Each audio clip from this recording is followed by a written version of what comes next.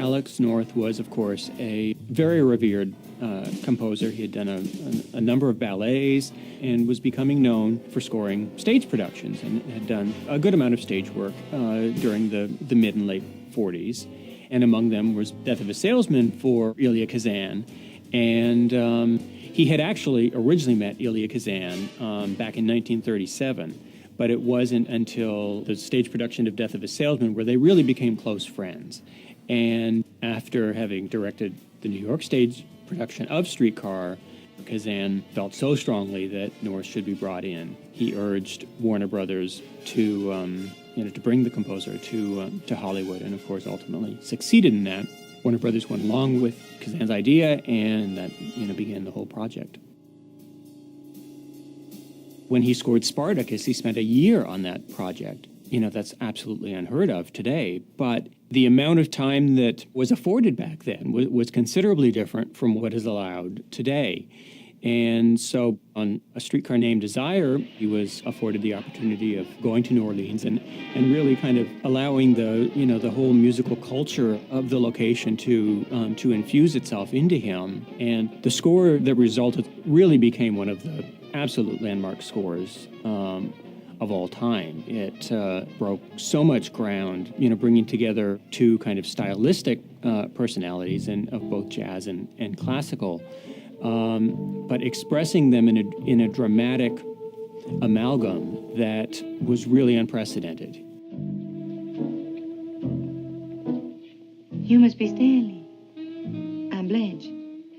And so even though A Streetcar Named Desire is often, kind of known and thought of as a jazz score, it wasn't truly the case, because even though it drew upon the rhythmic and harmonic styles and aspects of jazz, it wasn't true jazz because there was an overly written aspect to it and was adapted into an orchestral setting and of course featuring jazz soloists, but it resulted in what he referred to more as simulated jazz than an outright jazz score.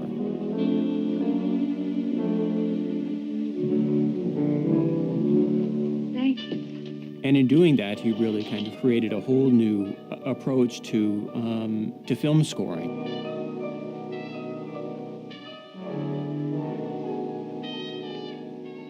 The main title is just so astoundingly powerful. He enters with his two-note introduction to his main theme.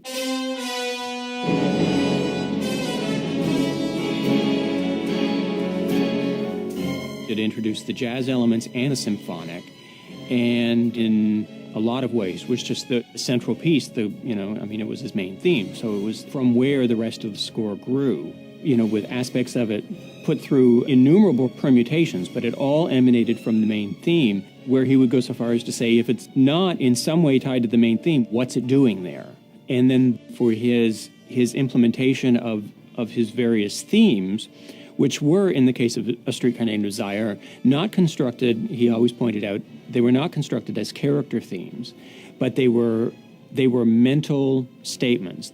They were musical portraits of the psychological state of the characters, but it was the interrelationships of the characters, how they affected each other, that governed North's scoring approach. Will you have a drink? No, ma'am. No, thank you. I can't drink on the job.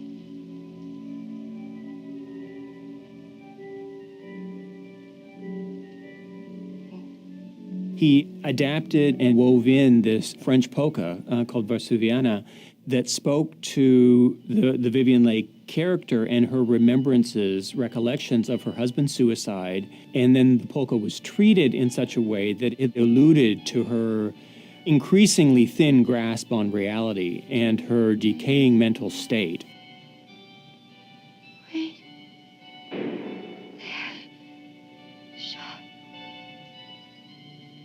Another important aspect of the score, of course, is the music that Alex wrote to evoke Belle Reve, which is, of course, the family home where Blanche and Stella grew up, which has now been lost, and through the course of the film, in never seeing the home and never seeing Belle Reve, its personality, so to speak, or its essence is conveyed musically, and that's the only way it's conveyed. Approach me, Stella. I know that you're bound to reproach me, but before you do, take into consideration you left. I stayed and struggled. You came to New Orleans and look out for yourself. I stayed at Belle Reve and tried to hold it together. Oh, I'm not meaning this in any reproach. So, short of having a visual of it, the utter existence of Belle Reve is entirely a figment of Alex North's score, and again, an example of the mental state, and it's the memories of Belle Reve that Blanche holds, certainly romanticized memories. So, in fact, it is not even necessarily the Belle Reve that actually existed, but it is the Belle Reve that Blanche remembers.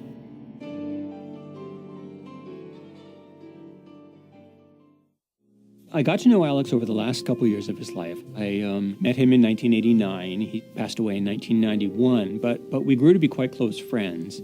And it was a really wonderful time in that it afforded me the opportunity of meeting an absolute musical icon. And, it kind of became clear to me that it was good for him, too, to see in someone so young, an absolute devotion to his work and to sense from me the enormous respect I held for him.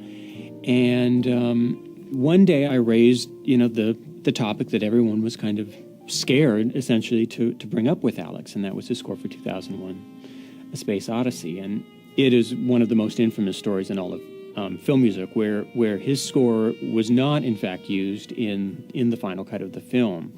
Kubrick ended up going with his pre-existing temp track of classical music, and so the whole notion of kind of beginning a recording series of new recordings of scores of his from the past, she liked the concept of very much.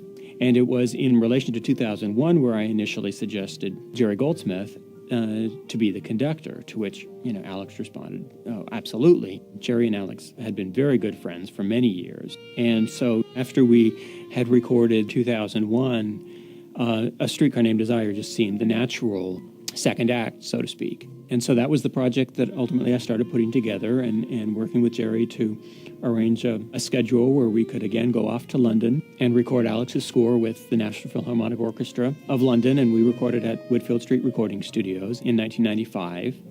And then it was just, so extraordinarily exciting to release for the first time so many cues that were not part of the original release, and then, treat them all to just a wonderful performance with the great musicians in London.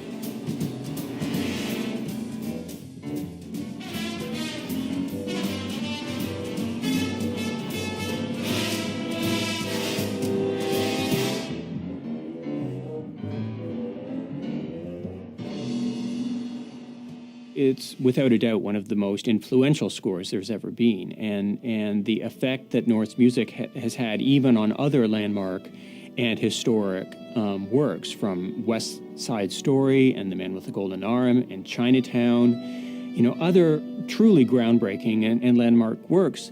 So much ends up having a root in some sense to the Streetcar score. It's impossible to overstate how strong an effect he had on film music that came after.